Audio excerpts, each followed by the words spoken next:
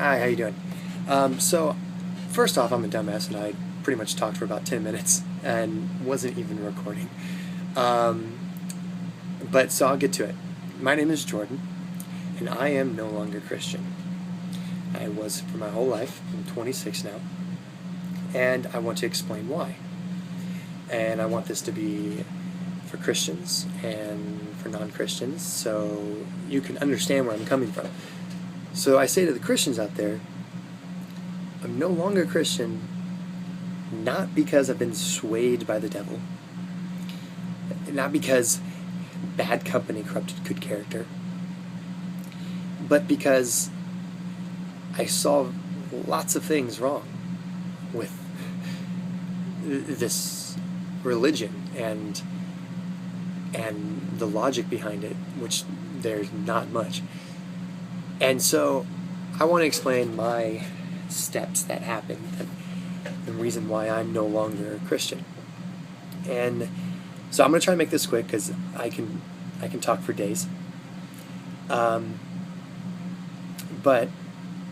as I say, I want to make this quick. I just stall. Okay, so first thing, I took an astronomy class. And it was something I was really interested in before, but I never really looked into it. And the first thing that really started to make me question was the idea, not the idea, the immensity of the universe, how huge it was. I had no idea exactly how big it was. I mean, excuse me, I just had Chipotle, and that was good. When I found out that just our galaxy, the Milky Way galaxy, is, I'll try to get it in here. I'm sorry, I'm using my iPhone because I wanted to say these things when I got a nice camera, but it's going to take too long, so I want to say these things now. But anyways, just the size of our galaxy, the Milky Way galaxy, is about 100,000 light years across from one point to the other. That means that from this point to this point, end to end, it takes light to travel. It takes light 100,000 years to get from one side to the next.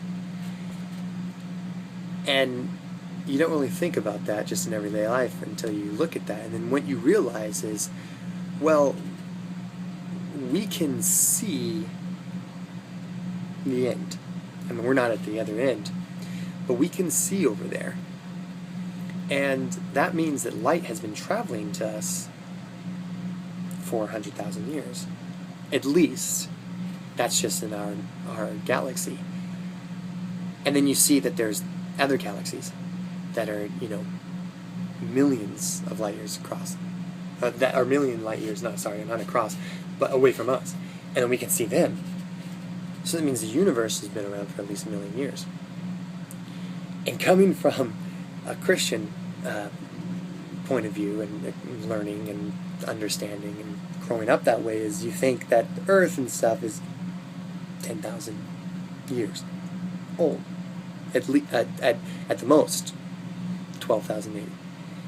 You have the young Earth idea. But then when you look, for the Christians, you look in Genesis where He created the heavens with stars and everything, all within 7 days. Now you can see those stars, and some of those stars are really far away. And it would have had to take thousands and thousands of years for that light to get there. So technically, if that were true, things that were 10,000 light years away, if young Earth theory was true, we would just now be seeing those stars. Stars would just pop up because all of a sudden the light finally got to us. And obviously that's not true. We've been seeing these lights. So that means that Adam and Eve just had a dark sky. Just no stars. Just the moon. Just no stars. And those are the things that started going through my head and thinking that way and making me go, whoa, hold on a minute. There's something wrong with the stories. So, and then what really made me question these things and see what was wrong was when I talked to my family about it, and I wanted to explain these things. I was really excited about learning these new things. It was like, whoa, the universe is huge. I want to tell you about it. And so things came up questioning about how long Earth and stars have been around, and even with the evidence behind it, my family still denied it. And that really made me open my eyes to myself. It made me go, well, what things have I been denying in the name of Christianity that could be true? So I had to teach myself to open up my mind and to allow evidence to show me the truth. And that was a hard thing. And even though it's so obvious, so logical, oh yeah, evidence shows that something's true and you should believe it. But when you grow up in that mindset where you have faith, where even when the evidence is not there, you still believe it, it's a hard thing to get out of. So that was one thing. And this is going to be a little long. I'll try to make it be less than 10 minutes. So the next thing was, I dated a girl that I fell in love with, and she was Jewish. And that's frowned upon. You're supposed to date girls that are in the same religion and same belief system. And I fell in love with this girl. I mean, what am I supposed to do? I fell in love with her. And I started to see that why would God, if God punishes me for falling in love with this girl, then that's not a God that I want to follow. Why would he punish it just because we don't have the same beliefs? So that was another thing. And unfortunately that actually, my computer is going blue, so now I have a blue tint. And there we go, back again. So that actually ruined my relationship, because during the time I was still Christian and I was still struggling with all these back and forth beliefs and it was stressing me out, and I got angry and we got in fights and it was bad until now that we're broken up, obviously. I see it and I just it pisses me off. I wish I could go back and slap myself. So that was another thing. And another thing was I started taking philosophy classes. I was really interested in that, and I started learning logic, and I started learning about how to think and how to see if something's invalid, how to see if just how to take evidence and how to see things and how to question things and see inconsistencies in things. For instance, it's like that. I laugh at it now that I believed in 7-day creation with Adam and Eve and a talking snake. I believed I was one of the Christians that believed in the literal story of Genesis, the talking snake.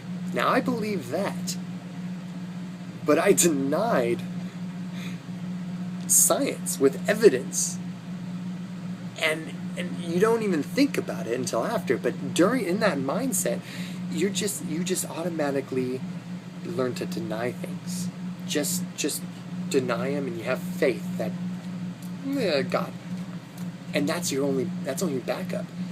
And that was when I learned that that's wrong. That you can't do that. You can't just deny something when the evidence is right in front of you. And that ruined other parts of my life. In my relationship, like I talked about before, when I saw evidence of things that were going wrong in the relationship, it was my mindset to deny those things. And that was bad. I avoided those things. So that was another thing.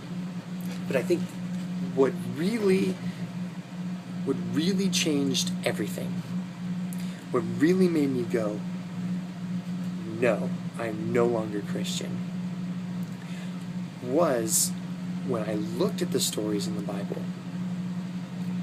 And it wasn't that I just didn't believe them. What really made me change was, if those stories were true, and if those things that happened were really from God, that's not a God I want to believe in.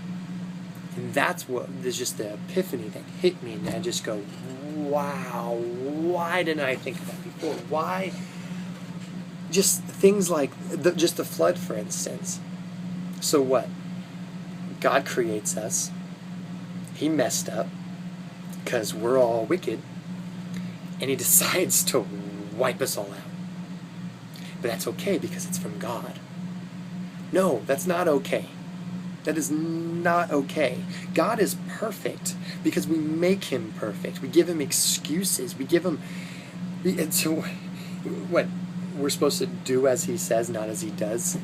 Like, that makes no sense. God should be held to a higher standard. If he's the supreme being, he should be held to a higher standard where he's not allowed to kill people. He should set the example. These people were wicked because in that time frame, their mindset in that time was that they were wicked. They would look at us now, in our time, and think that all of us are wicked with the things that we do. So in their mindset, it's okay that God wiped us out. And that's not right. That's like if we today went over and destroyed India because they have a different religious view than us. That's wrong. And that should be wrong from God as well. That's why I believe, and that's why the evidence shows, that the Bible is not written by God. The Bible is written by man. And I mean man as in male, because it's very sexist as well if you look. But I challenge you, as Christians, obviously not people that are non-believers, I challenge you to challenge your beliefs. Because the truth is the truth. You can't challenge science with the sun not being the center of our solar system. You can't. You'd be laughed at because the evidence is there. No matter what, you can't say anything. So that same truth should be the same for religion. So again, I challenge you to test your beliefs, because if this stuff is true, it will be held true. And from what I've seen, it's not. So I guess that'll be it for now. It's already at 13 minutes, and I don't have an editor, so I'm not going to edit crap. So please comment, subscribe, because there's going to be more. I have more ideas. I'm going to try to keep it. This is just the basis of me leaving, but I have a lot more ideas, a lot more things. I have my next one will be something called God, the placebo effect, something I was thinking about today. So those will be a lot shorter, but this is just kind of my intro of what I want to do. This is something that, I hold strong, because I'm upset. I've 26 years of my life I've been believing one thing, and it's just like, and the truth has been right in front of me, and I've just been denying it. So please, if you have questions, if you have comments, if you're someone that is questioning their beliefs and you just want to have someone that understands, comment, message me, whatever, subscribe. I'll get back to you. I spend a lot of time in my room on the computer doing nothing, and I'm more than happy to help you out. All right, later.